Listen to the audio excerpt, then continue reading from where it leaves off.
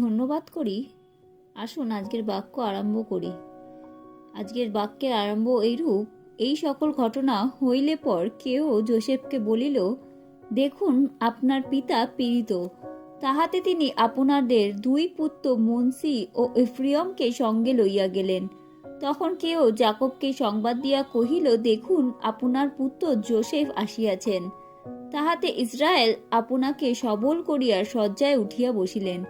আর যাকব যোসেফকে কহিলেন, কনান দেশে লুজ নামক স্থানে সর্বশক্তিমান ঈশ্বর আমাকে দর্শন দিয়া আশীর্বাদ করিয়াছিলেন ও বলিয়াছিলেন, দেখো আমি তোমাকে ফলবান ও বহু বংশ করিব, আর তোমা হইতে জাতি সমাজ উৎপন্ন করিব, এবং তোমার ভাবি বংশকে চিরস্থায়ী অধিকারাত্বে এই দেশ দিব।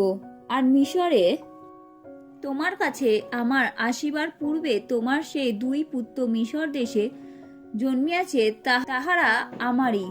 রুবেন ও সিমোনের ন্যায় ইফ্রিয়ম ও মনসিও আমারই হইবে, কিন্তু তুমি ইহাদের পরে যাহাদের জন্ম দিয়াছ তোমার সেই সন্তানেরা তোমারই হইবে, এবং এই দুই ভাতার নামে ইহাদেরই অধিকারে আখ্যাত হইবে।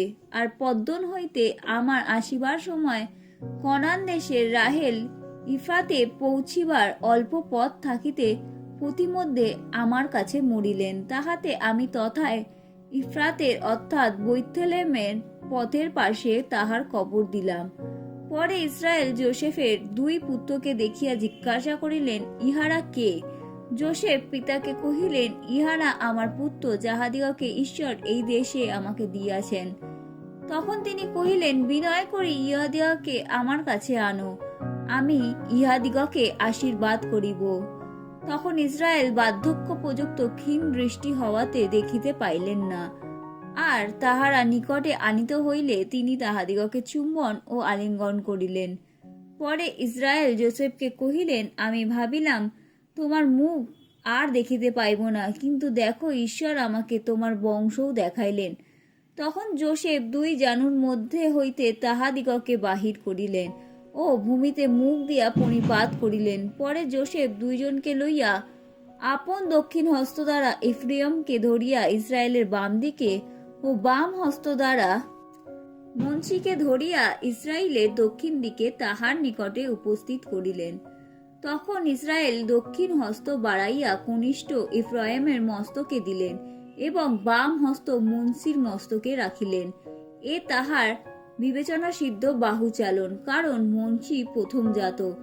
পরে তিনি যোসেফকে আশীর্বাদ করিয়া কহিলেন, সেই ঈশ্বর যাহার সাক্ষাতে আমার পিতৃপুরুষ অব্রাহম ও ইসাহাক গমনাগমন করিতেন, সেই ঈশ্বর যিনি প্রথমাবধি অদ্য পর্যন্ত আমার পালক হইয়া আসিতেছেন, সেই দূত যিনি আমাকে সমস্ত আপদ হইতে মুক্ত করিয়াছেন, তিনি এই বালক দুইটিকে আশীর্বাদ করুন। ইহাদের দ্বারা আমার নাম ও আমার পিতৃপুরুষ অব্রাহমের ও ইসাকের নাম আখ্যাত হোক, এবং ইহারা দেশের মধ্যে বহু গোষ্ঠী হোক। তখন ইফ্রায়েমের মস্তকে পিতা দক্ষিণ হস্ত দিয়াছেন দেখিয়া যোসেফ অসন্তুষ্ট হইলেন, আর তিনি ইফ্রায়েমের মস্তক হইতে মনসির মস্তকে স্থাপনার্থে পিতার হস্ত তুলিয়া ধরিলেন। যোসেফ পিতাকে কহিলেন, পিত, এমন নয়, এই প্রথম জাত, ইহারই মস্তকে দক্ষিণ হস্ত দিন। কিন্তু তাহার পিতা অসম্মত হইয়া কহিলেন, বৎস, তাহা আমি জানি এও এক জাতি হইবে এবং মহানও হইবে, তথাপি ইহার কনিষ্ঠ ভ্রাতা ইহা অপেক্ষা মহান হইবে ও তাহার বংশ বহু গোষ্ঠী হইবে। সেই দিন তিনি তাহাদিগকে আশীর্বাদ করিয়া কহিলেন, ইসরায়েল তোমার নাম করিয়া আশীর্বাদ করিবে, বলিবে, ঈশ্বর তোমাকে ইফ্রায়েমের ও মনসির তুল্য করুন। এই রূপে তিনি মনসি হইতে ইফ্রায়েমকে অগণ্য করিলেন।